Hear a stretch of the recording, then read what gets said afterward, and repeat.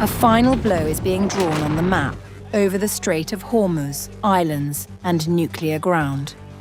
Washington says unleash hell, Tehran warns of retaliation. Diplomacy shrinks as deployments grow. At this edge of escalation, one question remains. Are we witnessing pressure for peace, or the opening moves of a wider war?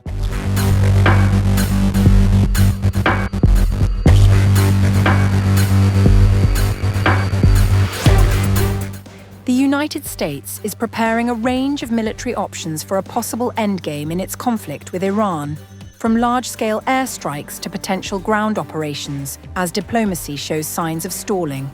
According to Axios, citing US officials and sources familiar with the discussions, the Pentagon is drafting plans for what has been described as a possible final blow.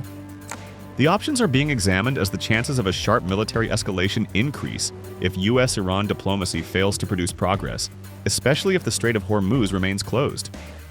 The options reportedly include seizing key Iranian positions such as Kharg Island and Larak Island, both critical to Tehran's control over the Strait of Hormuz.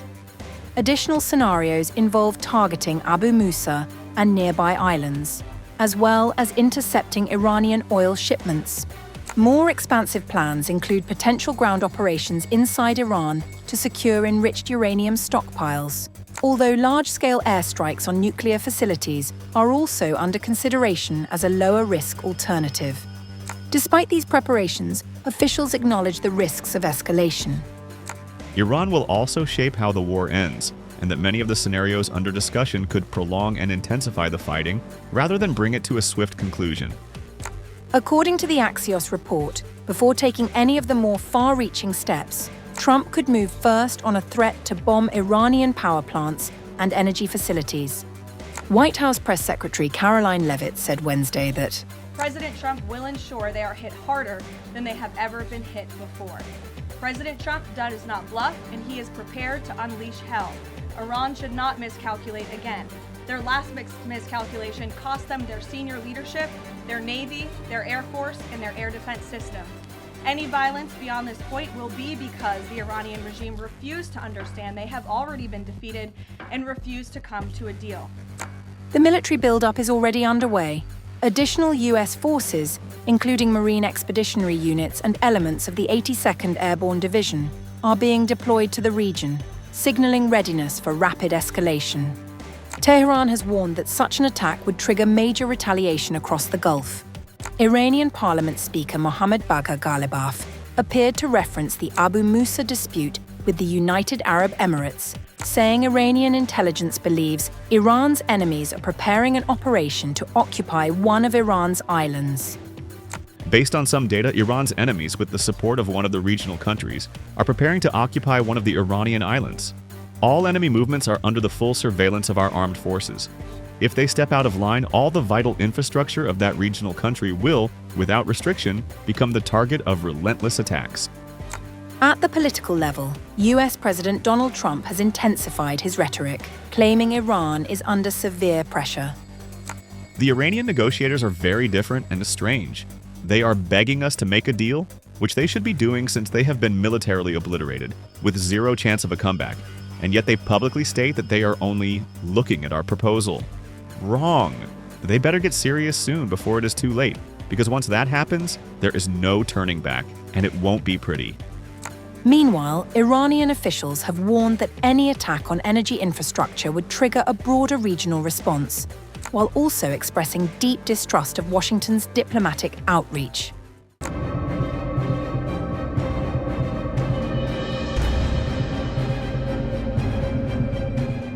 A high-stakes military scenario is unfolding in the Persian Gulf, as new intelligence suggests Iran is actively preparing for a potential US attempt to seize one of its most critical strategic assets. At the center of this tension is Kharg Island, a small but vital island that handles nearly 90% of Iran's crude oil exports.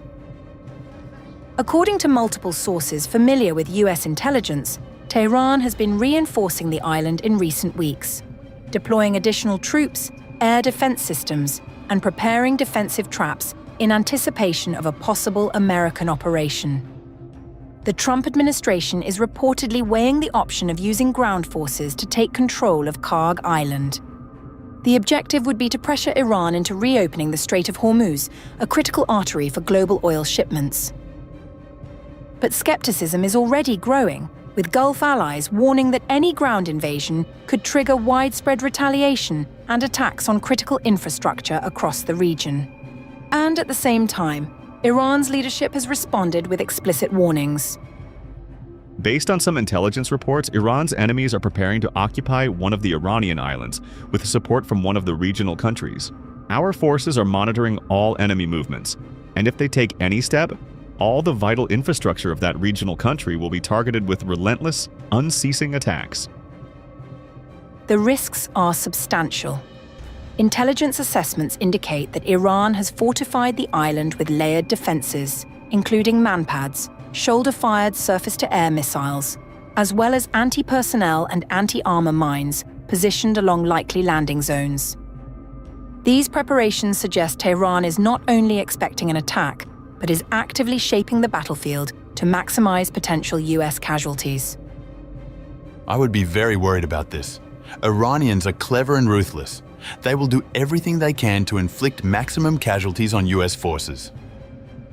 Despite US strikes hitting around 90 targets on March 13th, Kharg Island remains a highly dangerous objective due to its proximity to Iran's mainland, enabling rapid retaliation. A potential operation would require large amphibious forces, including Marine units and 82nd Airborne troops. According to Stavridis, the US military's strikes on the island degraded some of its air and sea defenses, which include Hawk surface-to-air missiles and Oerlikon anti-aircraft guns. A person familiar with US military planning told CNN that Kharg Island is roughly a third of the size of Manhattan, meaning the US would need to deploy a robust landing force to take the island if it moved ahead with such an operation. 2 Marine Expeditionary Units, which specialize in rapid response amphibious landings, raids, and assault missions from Navy amphibious ships, have recently deployed to the Middle East. Those units include several thousand Marines, along with amphibious warships, aviation assets, and landing craft.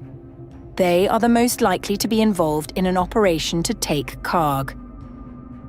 Another person familiar with the US military planning said that Central Command has near constant and persistent overhead surveillance of the island, so the military has been able to see both physical and environmental changes in areas that appear to have been laid with traps. According to a source familiar with the administration's internal deliberations on the issue, US forces would still be vulnerable to Iranian ballistic missile and drone attacks given the island's proximity to the Iranian coast, and Trump officials are still grappling with whether a ground mission is worth the risk. A source told CNN that the US retains plans to quickly destroy sensitive information and infrastructure if US installations and military posts abroad are overrun. The source added that Iran could have similar plans. This moment represents a critical turning point. What has so far been a conflict defined by airstrikes and proxy engagements may be edging towards a direct ground confrontation. And if US forces move on to Iranian territory, even on a small island, the consequences could extend far beyond Kharg, potentially igniting a broader regional war with global implications.